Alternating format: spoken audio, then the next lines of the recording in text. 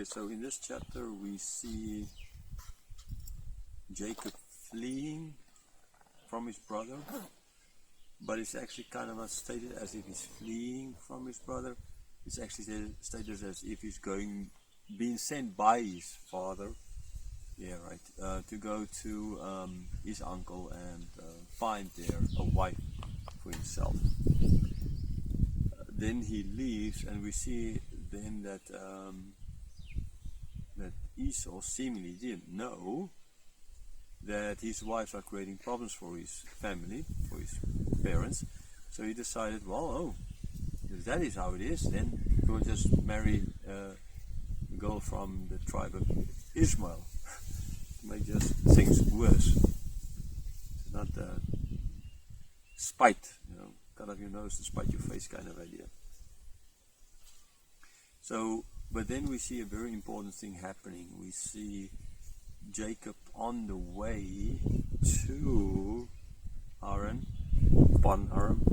You see he has this dream of the angels, the ladder, the angels coming down, and then God standing at the top of the ladder, and how God then gave him this promise that he will bring, he will bless him, he will have land, and he will have a big family.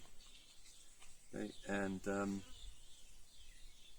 ultimately then he awakens from the dream, and he calls the place Bethel, and he put a stone there, a pillar, called the house of the God, and but in doing this he is making a bargain with God. We see how this is kind of always Jacob. He loves the blessings, and he loves bargaining.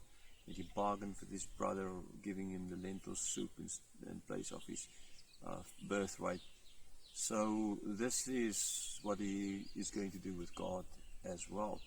So God, if you allow me to come back here safely, right, then you will be my God. And then I'll give you a tenth of everything.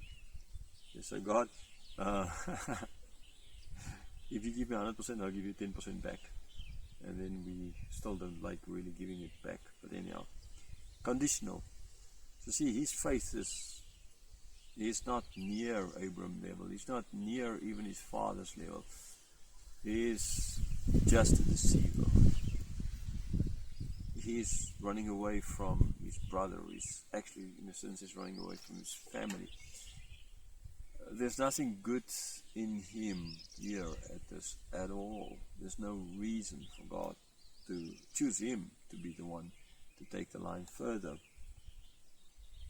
You can see, like how he's bargaining with God. God just showed him this vision, this dream. He saw this thing, and God gave him this promise, and he knows about the promises God gave to his father and his grandfather.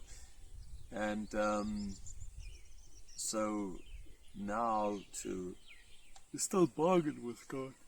If you, then you will be my God. So if you don't do this, God, you know what? You're not going to be my God. Then I won't serve you. If you give to me, then fine, I'll serve you. If you don't, then it's not good. Then I'll find another God. Sounds a bit like so many people. Pascal's wager kind of idea. Now, in a sense, it's kind of nothing specific against it, but as long as God gives, so many Christians, as long as God gives, then I'll worship him. The moment he doesn't give, then I kind of don't worship him.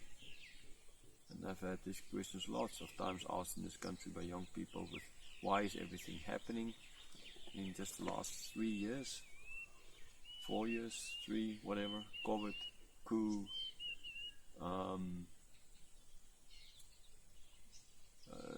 cyclone, and typhoon, earthquakes, right? So many big things happening, and Christians asking me why all these things. So they're willing, when the whole world was being closed down because of COVID, and they had no cases here yet, they were one of the last countries to officially get The Christians here were so, oh yeah, God loves us so much, look at everybody else getting COVID, whatever. And then all of these things happened, and all of a sudden the Christians are like, why? Okay, where's God? So while everything is going right, so like Jacob is going to do here. So if you then, right, he didn't understand that everything he has, even up till now, the way he got his birthright, the way he got the blessing, all of that is ultimately foreseen by God and allowed by God, and it's God's going to change him. That's not what he sees, and that's not what he knows. So let's look at this chapter then.